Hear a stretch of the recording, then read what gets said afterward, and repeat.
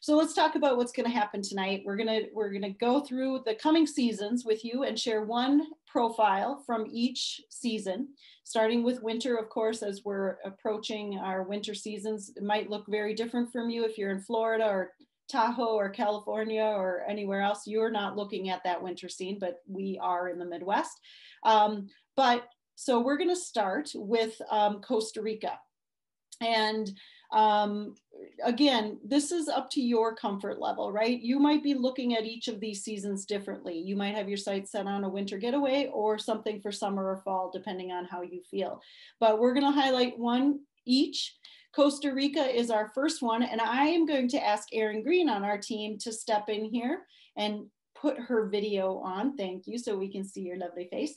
And tell us a little bit more about Costa Rica and what people can expect, whether they've been there or not. They're probably going to walk away with maybe some good ideas from tonight. Yes, absolutely. So you'll see on the slide here, Pura Vida. If you've not heard that before, it really just kind of translates to simple life, pure life. It's kind of the way it is in Costa Rica. It's a very laid back destination. Known for a mix of beach and jungle. So usually our clients will split their time when they come to Costa Rica to get a little bit of that adventure and a little bit of that beach relaxation. So just a quick map here to show you, remind you, kind of smack dab in the middle of Central America, borders Nicaragua and Panama. There are direct flights into both San Jose and Liberia in Costa Rica. Through lots of airports, Los Angeles, Houston, Miami, Atlanta, and Minneapolis historically has had a nonstop to Liberia, and that will be starting again December 19th on Saturdays. So there are easy, accessible options to get there. We're gonna just hit on a few places in Costa Rica to highlight for you. We'll start up here in the northern part, Liberia. That is one of the more easily accessible airports for us. And that's a good entry point to get to both Tamarindo, which is circled on the coast there, and Arenal, right in the middle there. And then we'll move down to San Jose, which is the capital. You'll see that right in the middle. And from San Jose, you can kind of get to a few more off the beaten path destinations. We'll talk a little bit about some lodges nearby. Down on the Osa Peninsula at the bottom of the page, as well as the Caribbean coast in Puerto Viejo. So just to orient you guys a little bit before we get started. So one of the most common destinations in Costa Rica for us is the Guanacaste region. You would fly into Liberia, as we mentioned, in the north of the country, really easily accessible to get to these beaches. It's about anywhere from half hour to 2 hours to get to a lot of the resorts. This is where you'll find a lot more of the more traditional beach resorts. There are all-inclusive options for people that really kind of just want to sit and chill and not have to worry too much about getting off property. If you want something a little more higher end, bottom left, you'll see that's the Papagayo Peninsula. There's a Four Seasons property there and an Andaz, which is a Hyatt lifestyle property. Beautiful resorts for both families and couples. So beaches are nice. It's a little bit less of that traditional perfect white sand that you find in places in the Caribbean.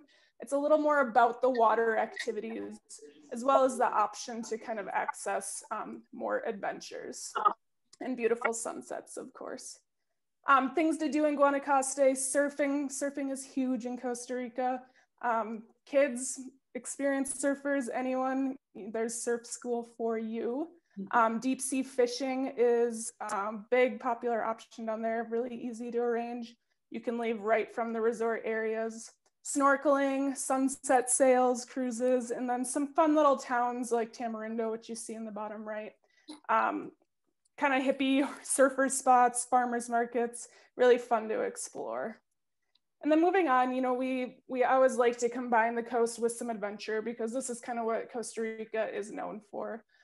So Arenal is also very easily accessible from Liberia and from those beach resort areas. There's a volcano here, dormant volcano, or active volcano, sorry, but not too active. Great hiking. This picture here is Nyara Springs, which is a fantastic resort. They just opened a tented camp similar to what you would find in Africa. They can fit families of 4 in these tents, and so it's kind of a unique safari wildlife type experience, but in Central America. In this area, there's a ton to do. Hot springs are really popular. We have quite a few hotels we work with that have hot springs as a part of their grounds, so you don't even really have to do a tour. You just walk out of your bungalow and soak in the hot springs right there. Wildlife, of course, bird watching. There's over 630 species of birds in this part of Costa Rica. Sloths, which are my personal favorite animal. Kayaking, this is Lake Arenal, looking right at the volcano. Zip lining, hanging bridges, sky trams for great views. The wildlife and adventure options here are really kind of endless. So lots to do, all ages, all levels of activity. For those that maybe are not looking for a traditional resort feel, we have a lot of connections for houses or villas in Costa Rica. Something we've seen become very popular in these COVID times. People like their own private space and kind of a good way for families to get away together. This villa right here, I am lucky enough to be staying at a year from now. This is Villa Buena Onda, kind of in that Guanacaste area. It's a 8-room boutique hotel that's being converted to a sort of a single family residence. So you take over each of the rooms, private pool, great sunset views, cool little town you can walk into 20 minutes away, fabulous beaches that are a little less visited. So I will be checking this one out personally, and we'll share with you guys next year for sure. So moving down to San Jose, this is, that kind of other entry point for Costa Rica in the more central. And from here, San Jose itself is kind of a cool historical town. Most people don't spend a lot of time there, but it is a kind of a fun town side to things if you're doing a lot of active adventure. 2 of our favorite properties here that are affiliated with National Geographic's Unique Lodges of the World collection are Pecuare Lodge, which is pictured here, and Lapa Rios. So to talk about Pecuare a little bit, from San Jose, it's about 2.5 hours. However, the really cool thing about this property, you'll see in the upper left corner, rather than just getting in a transfer vehicle and arriving, they transfer you to the river and you get in your whitewater raft and you actually raft an hour or 2 to get to the lodge. That's how remote it is. So a really, really unique arrival experience. There's only 20 suites in the property. They're all kind of standalone bungalows. Lots of unique activities on site. Your rates there include all your meals as well as sustainability tours of the property, canyoning down waterfalls, wildlife, visiting local villages. You're really remote, so it's a pretty cool and very untouristy experience. And then on to Lapa Rios, and this is a great property to pair with Pecuare, just because this is on the coast. This is down in the Osa Peninsula, so south part of the country. But when you look at it, I mean, you can barely see it. It's really tucked away in the jungle. The wildlife here, you don't have to go on a wildlife tour. You walk out on the deck of your bungalow and you'll probably see a sloth. You'll probably see a toucan. There's all sorts of cool things right there. And also really easily accessible to some national parks that are pretty hard to get to for the standard tourist. So set away a little bit more of a coastal experience. And yeah, you look at these views. That's a private pool overlooking the ocean. So there's a beach experience down there, but at the same time, easy hikes into the wilderness. Like I said, great wildlife. These bungalows are really kind of well set up for small families as well. So if you would like to share, sort of one space rather than splitting up, that's definitely workable. Definitely high on my personal wander list. And then briefly, we just wanted to talk about the Caribbean coast. This is a little less easy to get to than the Pacific side. That being said, it's quieter, it's a little more maybe charming, smaller boutique resorts rather than the larger resorts. This here specifically is Aguas Claras. It's a tiny little hotel with little cottages. It's right on the beach, so you can go kayaking or surfing right there. Easy to get to some hiking and some wildlife sanctuaries and refuges if you want to get a little more up and close with some of the animals that you're seeing. Like I said, a few more hours on the road, but definitely a little more set away from the rest of Costa Rica. So yeah, that's kind of my quick recap of Costa Rica. You could spend weeks there, but you know, we love narrowing in on the right place for the right people. So hope that was helpful.